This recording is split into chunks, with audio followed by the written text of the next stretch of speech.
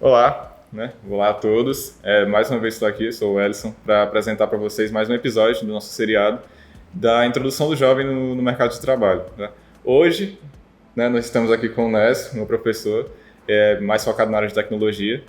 E para iniciar, para ter uma rápida introdução, eu queria que você se apresentasse, sua formação acadêmica, o que você tem feito e tudo mais. Bom, eu sou o professor Nécio, né? Minha formação é em computação, eu tenho graduação em computação, fiz especialização em computação, fiz mestrado em computação e recentemente, no ano passado, terminei o doutorado em computação. Então, acho que minha base de computação está bem feita. Bom, a gente lhe convidou aqui justamente para falar sobre o âmbito da tecnologia, né? Eu estudo com o Nessa no IFCE de Tianguá, ele é meu professor, e a gente está muito habituado com ele, principalmente aqui nessa sala, no PREDS, que é o Núcleo de Práticas de Engenharia e Desenvolvimento de Software. Então, para iniciar a nossa conversa, eu queria que você justamente desse uma introdução no trabalho que você faz aqui no Nupreds, né? Em como você capta os jovens para trabalhar com você, em como você introduz eles nos projetos que você tem e como se dá essa conversa, essa roda de troca de conhecimento. Legal, vamos lá. Bom, eu esqueci de dizer que eu ingressei no serviço público, né, no Instituto Federal em 2009. Então, de 2009 para cá, a gente vem buscando orientar estudantes, desenvolver projetos de tecnologia, de inovação, de desenvolvimento. E aí, aqui no IFCE, eu cheguei em 2012, né? Então, de 2012 para cá, a gente também tem desenvolvido um trabalho específico que ele acabou sendo intensificado quando a gente conseguiu aprovar o curso superior de ciência da computação, né? Dentro desse curso, a gente idealizou o núcleo de práticas em engenharia e desenvolvimento de software. E aí, hoje, nós temos essa sala, esse laboratório que nós estamos aqui hoje. E esse núcleo de práticas, ele foi inspirado nos cursos de direito. Então, se você observa que lá nos cursos de direito, os estudantes eles têm um momento que eles têm uma vivência prática jurídica, né? Então, eles não vão para o mercado, mas eles vivenciam situações reais de petições, de participar de audiências, sempre com seus tutores, né? Os seus professores, enfim. E aí, claro, eles vão ganhando certa autonomia ao longo do tempo, ao longo que eles vão avançando nesses projetos. Então, inspirado nisso, nós pensamos, por que não? Por que o estudante de computação, que vivencia tecnologias, que estuda diariamente, ele tem aulas teóricas, tem aulas práticas, por que a gente também não consegue inserir esse aluno no momento oportuno da sua graduação em atividades práticas de desenvolvimento de software? E aí, assim, ele pode vivenciar, de repente, projetos reais, clientes reais.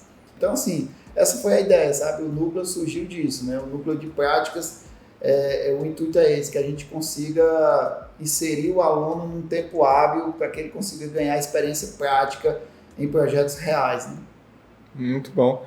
E como você faz para captar? Qual o perfil ideal do jovem acadêmico que você faz, que você vê introduzido dentro desse núcleo, dentro desse projeto? Pronto. É uma pergunta interessante porque a gente não tem, vamos dizer assim, uma lista de requisitos pré-definidos de quem vai entrar em cada projeto. Então, assim, tem projetos que a gente vai buscar alunos que tenham habilidades específicas, né, hard skills, em front-end, que é desenvolver a interface gráfica de um sistema, interagir com o usuário. Então, assim, vai ter projeto que o aluno vai precisar trabalhar parte de retaguarda do sistema, o back-end.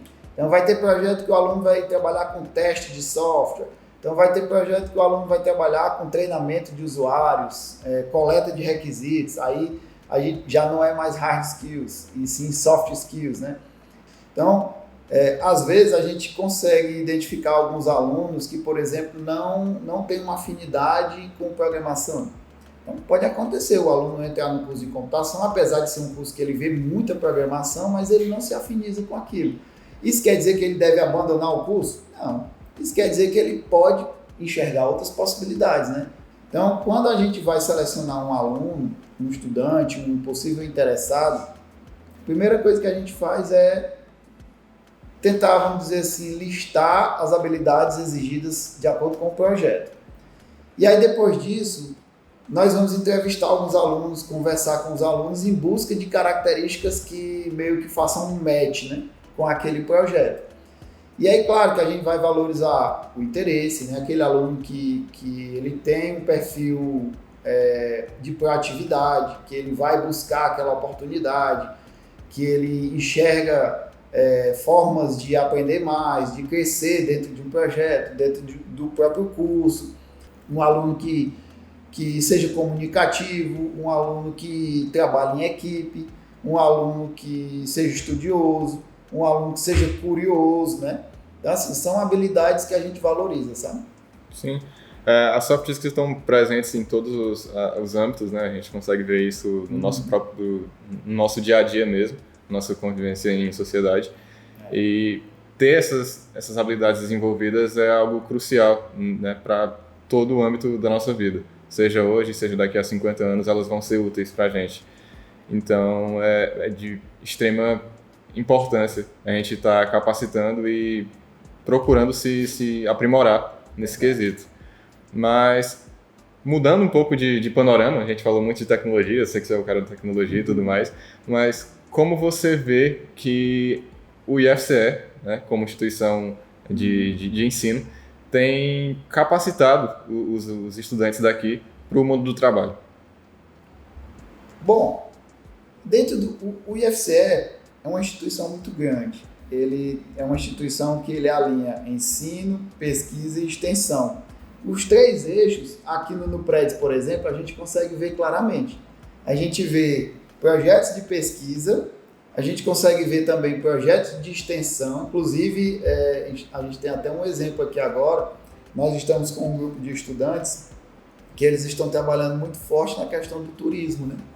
Então, assim, é um projeto que nasceu como um projeto de extensão e ele busca promover inovação e desenvolvimento tecnológico aplicado ao turismo.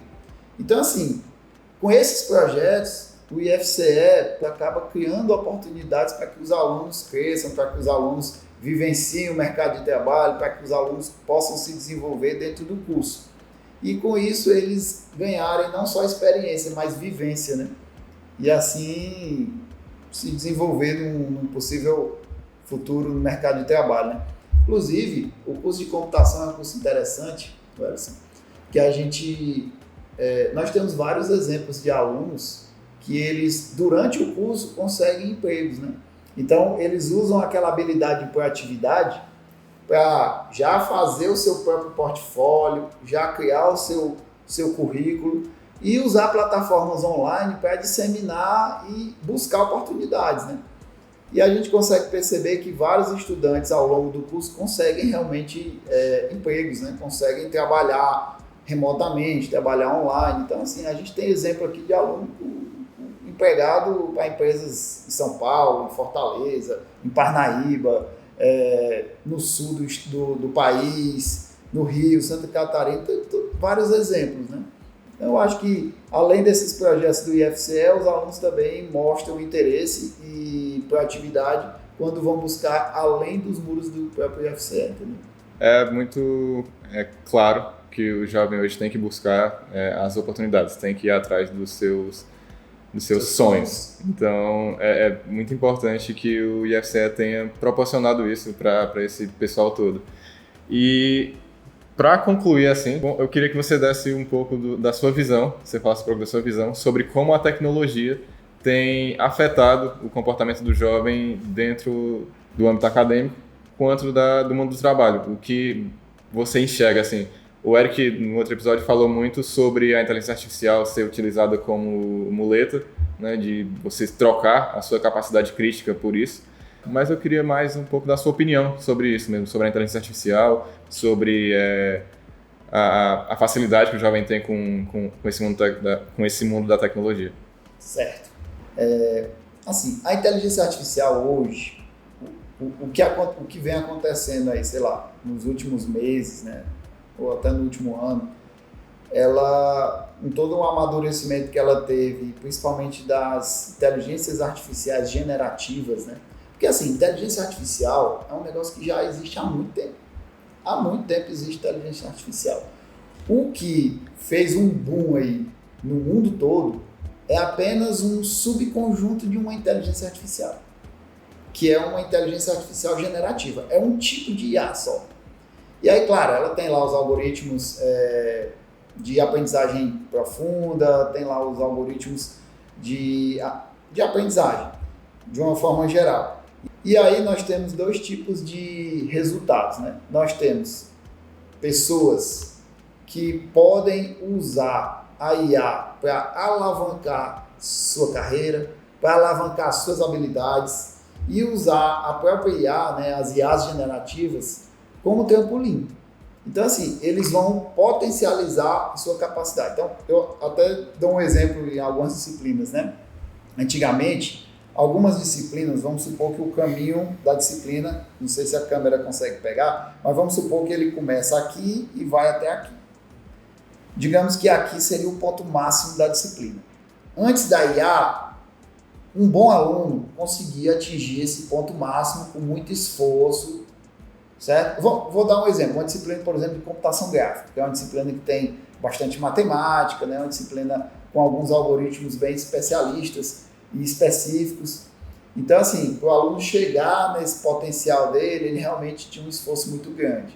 Hoje em dia, aplicando, por exemplo, projetos com apoio da IA, né? O que eu estou dizendo a gente tem que usar a IA como uma ferramenta e não como algo que vai substituir a inteligência humana. Isso não faz sentido.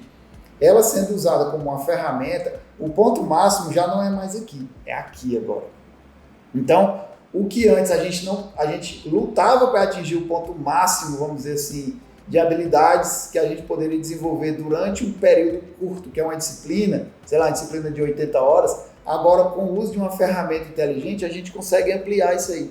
Então os alunos conseguem ir mais longe, eles usando essa inteligência como ferramenta, eles conseguem se desenvolver muito mais. Essa é uma visão. Na minha visão, muita gente consegue aproveitar a IA como ela deve ser aproveitada, como uma ferramenta de potencialização. Outras pessoas podem usar a IA realmente como uma muleta, né? Realmente usar uma IA para substituir. Então, assim, começar a fazer tarefas simples do dia a dia que requer um certo raciocínio. As pessoas começam a parar de querer pensar para poder perguntar para a IA. Eu não quero mais decidir, eu vou jogar para a IA. E aí isso é um risco, isso é um perigo. Mas que tipo de risco nós estamos falando? Nós estamos falando do risco da IA dominar a humanidade? Não. Porém, essas pessoas que usam a IA desse jeito vão acabar atrofiando sua capacidade intelectual, né? O seu poder de decisão. Então, assim, a IA é uma ferramenta espetacular e é um caminho sem volta. Mas a gente tem que saber usar e usar ela como uma ferramenta de apoio, né? Eu tenho um exemplo em casa. Meu filho de 14 anos, ele usa a IA para estudar e ele usa como uma ferramenta. Vou dar um exemplo. Ele estava estudando redação e aí ele desenvolveu, né, ele aprendeu a criar um prompt para pedir para a IA corrigir a redação dele, apontar falhas, apontar problemas, apontar erros. Então esse é o uso correto, entendeu? Não é pedir para a IA gerar a sua própria redação, não, mas aprimorar o que ele fez. Então é muito nessa pegada, né? E eu consigo perceber várias pessoas usando nessa pegada de ferramenta, de potencializar suas habilidades. Eu, pelo menos, tenho incentivado muito meus alunos a usar nesse sentido, a usar como copiloto, como parceiro. Perfeito? Perfeito. É isso que a gente queria mesmo ouvir, de justamente conscientizar os jovens de que a IA não deve trocar, você não deve trocar a sua capacidade mental pela inteligência artificial. E isso é o que a gente tem que saber de longe, assim, separar, utilizar ela como ferramenta e utilizar ela de maneira concisa, total e... Enfim, esse que é o importante. Eu agradeço a participação, agradeço ainda mais você ter aceitado o convite e muito obrigado